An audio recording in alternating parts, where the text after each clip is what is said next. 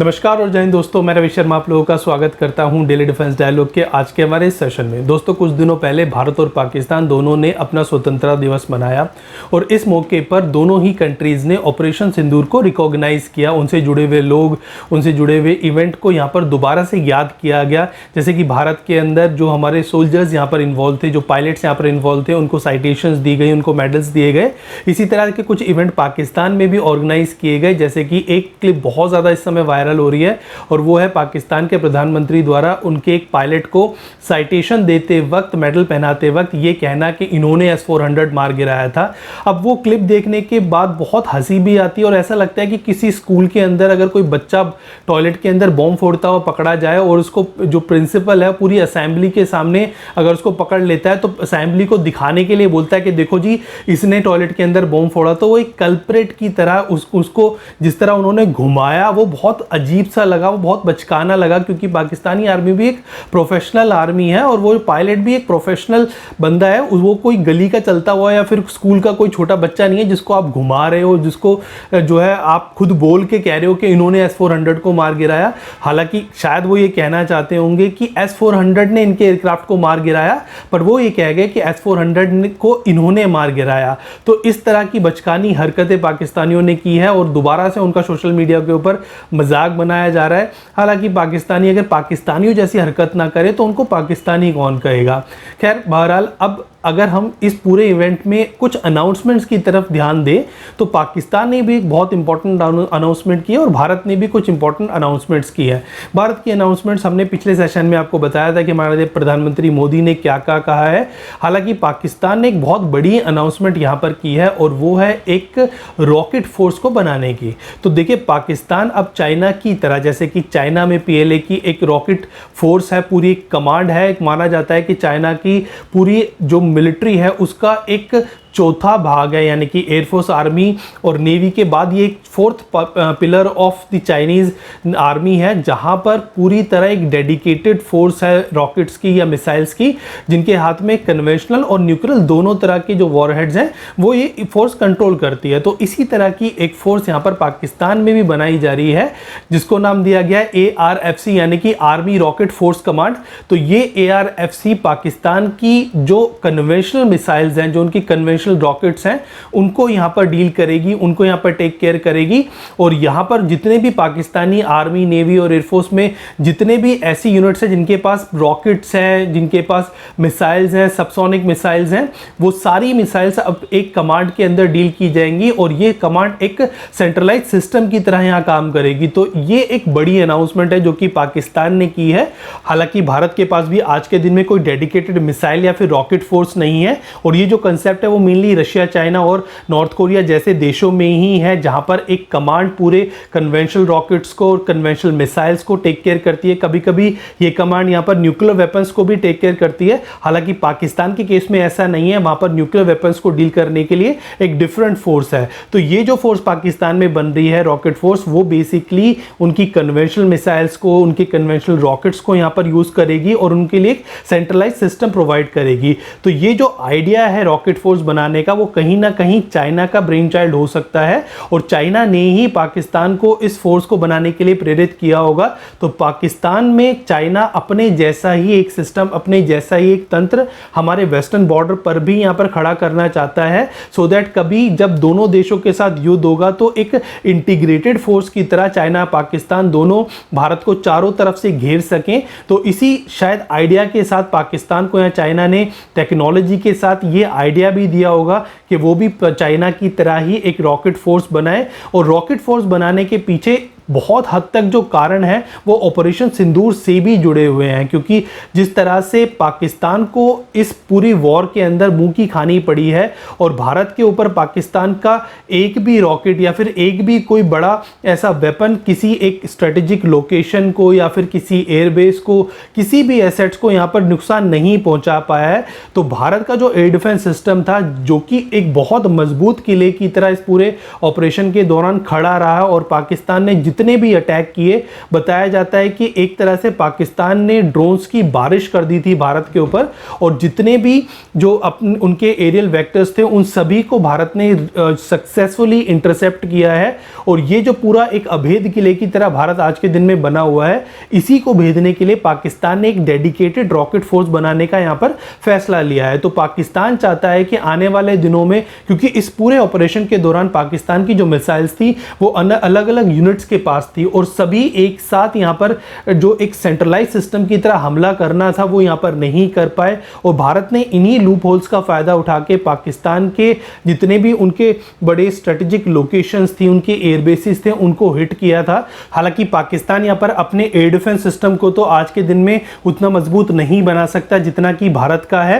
क्योंकि पाकिस्तान के पास ना तो टेक्नोलॉजी है ना ही फंड्स हैं। चाइना ने जो उनको एयर डिफेंस सिस्टम्स दिए थे उनको भारत ने बहुत ईजिली न्यूट्रलाइज कर दिया।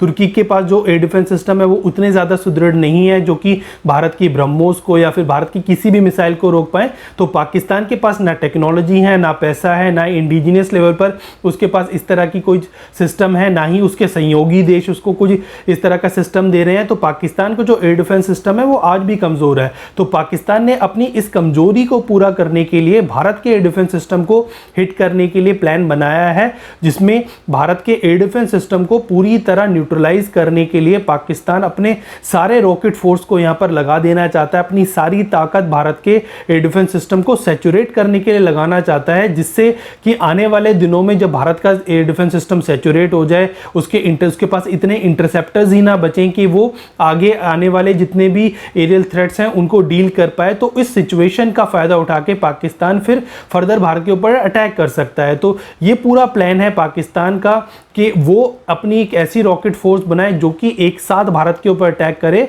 सो दैट भारत के इस एयर डिफेंस सिस्टम के अभेद किले को भेदा जा सके। हालांकि भारत भी इस पूरी स्ट्रेटेजी को बहुत अच्छे से जानता है, और इसी वजह से भारत ने अपने खुद के इंडिजीनियस एयर डिफेंस सिस्टम के ऊपर काम बहुत तेजी से शुरू कर दिया है। हमारे प्रधानमंत्री मोदी ने इस चीज का जिक्र अभी लाल किले की जो स्पीच थी उसमें भी किया कि आने वाले दिनों में भारत अपना सुदर्शन चक्र प्रोग्राम लॉन्च करने जा रहा है, जहां पर भारत के सिविलियन एरियाज को भी अब एक एयर डिफेंस सिस्टम के थ्रू प्रोटेक्ट किया जाएगा। क्योंकि आसिफ मुनी ने जिस तरह रिलायंस की जामनगर रिफाइनरी को हिट करने की बात की है, तो भारत में बहुत सारे ऐसे एनर्जी सेक्टर से जुड़े हुए या फिर हमारे डैम्स, हमारे एनर्जी प्रोजेक्ट्स, बहुत सारी ऐसी चीजें हैं जहां पर हमारे एयर डिफेंस सिस्टम का होना बहुत जरूरी है। और पाकिस्तान हो सकता है जब हमारा ऑपरेशन सिंदूर 2 हो तो इसी तरह की लोकेशंस के ऊपर अटैक करें। हमारे मिलिट्री जो हमारे इंस्टॉलेशंस हैं या फिर जो हमारे मिलिट्री सेंटर्स हैं वो तो बहुत अच्छी तरह प्रोटेक्टेड हैं, बट हमारे जो सिविलियन एरियाज हैं उनको भी आज के दिन में प्रोटेक्ट करने की जरूरत है। तो जो पूरा ये सुदर्शन चक्र का प्रोजेक्ट है वो हमारे सिविलियन एरिया को ही एक एयर डिफेंस सिस्टम के थ्रू कवर करने के लिए बनाया जा रहा है। जिस तरह से इजराइल में पूरा देश जो है वो एक एयर डिफेंस सिस्टम के थ्रू कवर किया जाता है, तो भारत का भी चप्पा चप्पा आने वाले दिनों में एक डेडिकेटेड एयर डिफेंस सिस्टम के थ्रू कवर किया जाएगा, जो कि हमारे S-400 जैसे ही होगा। तो भारत अपना देसी S-400 भी यहां पर बना रहा है, जो कि प्रोजेक्ट कुशा के तहत बन रहा है। तो भारत अपना खुद का एयर डिफेंस सिस्टम बहुत तेजी से यहां पर उसके ऊपर काम कर रहा है। इसके अलावा भारत अपनी ऑफेंसिव स्ट्रेटेजी के ऊपर भी आज के दिन में उतना ही ध्यान दे रहा है जितना कि वो अपनी डिफेंसिव स्ट्रेटेजी पर दे रहा है। हालांकि ऑपरेशन सिंदूर में हमने सभी ने देखा कि भारत की जो मिसाइल्स थी और भारत के जो स्ट्राइक पैकेजेस थे वो बिल्कुल पिन पॉइंट एक्यूरेसी के साथ अपने टारगेट के ऊपर ही गिरे हैं। तो भारत की जो ऑफेंसिव कैपेबिलिटी है वो बहुत ज़्यादा एक्यूरेट और बहुत ज़्यादा सक्सेसफुल साबित हुई इस पूरे ऑपरेशन के दौरान।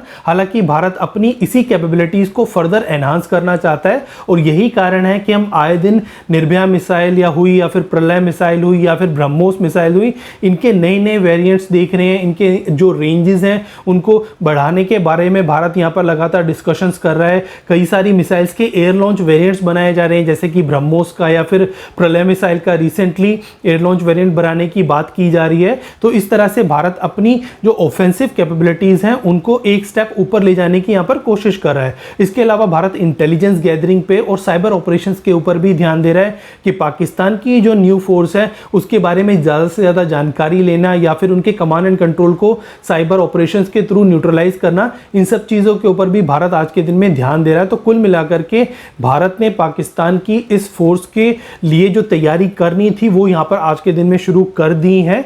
और ये जो पूरी फोर्स है वो आने वाले दिनों में भारत के लिए एक बड़ी सरदर्द बन सकती है, क्योंकि अब भारत पाकिस्तान और चाइना को दो अलग अलग दुश्मन मानने की जो गलती है वो नहीं कर सकता। दोनों दुश्मन एक दूसरे के साथ मिलकर के आज के दिन में भारत के साथ लड़ रहे हैं, जिसका एक ट्रेलर हमने ऑपरेशन सिंदूर के दौरान भी देखा। तो जिस तरह से ऑपरेशन सिंदूर में पाकिस्तान ने हर एक चीज़ यानी कि वेपन्स, इंफॉर्मेशन, इवन स्ट्रेटेजी भी चाइना ने पाकिस्तान को सिखाई, जिसके तहत पाकिस्तान ने शायद भारत का एक एयरक्राफ्ट अपनी किल चेन स्ट्रेटेजी से मार गिराया है। तो ये जो जितनी भी चीज़ें हैं वो चाइना ने ही पाकिस्तान को सिखाई हैं। और चाइना पाकिस्तान के लिए एक सिस्टम जिसको जो कि एक AI बैक्ड सिस्टम है, जो कि पाकिस्तान में 2020 में स्टैब्लिश किया गया, जिसके तहत पूरी पाकिस्तान की जो एयरफोर्स है वो एक नेटवर्क सेंट्रिक एयरफोर्स में कन्वर्ट हो गई, जिसको सेंटाइक बोला जाता है, यानी कि centre for artificial intelligence and computing. तो ये एक ऐसा कमांड एंड कंट्रोल सेंटर है जिसके तहत पूरी पाकिस्तान की जो एयरफोर्स है वो एक इंटीग्रेटेड एयरफोर्स में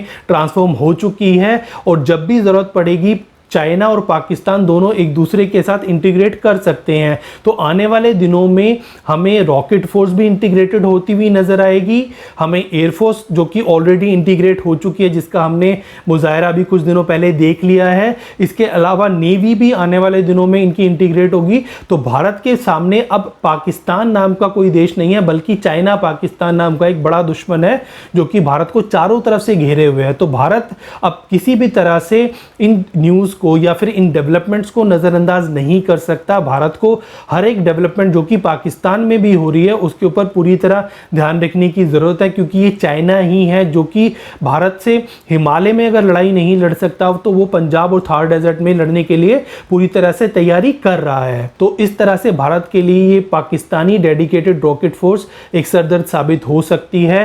भारत के पास भी ऑप्शन है कि वो अपनी एक इसी तरह की इंटीग्रेटेड रॉकेट फोर्स बनाए, जिसको लेकर के 2023 से बातें चल भी रही हैं, जहां पर भारत की जितनी भी रॉकेट मिसाइल्स हैं जो कि अभी तक आर्मी, नेवी या फिर एयरफोर्स में बटी हुई हैं, ये सारी की सारी एक जगह सेंट्रलाइज सिस्टम के तहत आ सकती हैं। तो इसके ऊपर भी भारत को काम करने की ज़रूरत है। तो इस तरह से पाकिस्तान और चाइना की ही स्ट्रेटेजी से भारत यहाँ पर मात दे सकता है। और कोई भी डेवलपमेंट अगर हमारे बॉर्डर्स पर या फिर इन दोनों देशों में होती है तो भारत को उसको सीरियसली लेना बहुत ज़्यादा आज के दिन में ज़रूरी है। अब इस सेशन को आज यहीं एंड करने जा रहे हैं। जल्द आपके सामने फिर हाजिर होंगे इसी तरह का एक और इंटरेस्टिंग टॉपिक लेकर के। जब तक आप देखते रहिए डेली डिफेंस डायलॉग। हमारे चैनल को लाइक कीजिए, सब्सक्राइब कीजिए, कमेंट भेजना बिल्कुल ना भूलिएगा और हमारे चैनल को बाकी लोगों के साथ शेयर करना भी ना भूलिएगा। तब तक के लिए जय हिंद।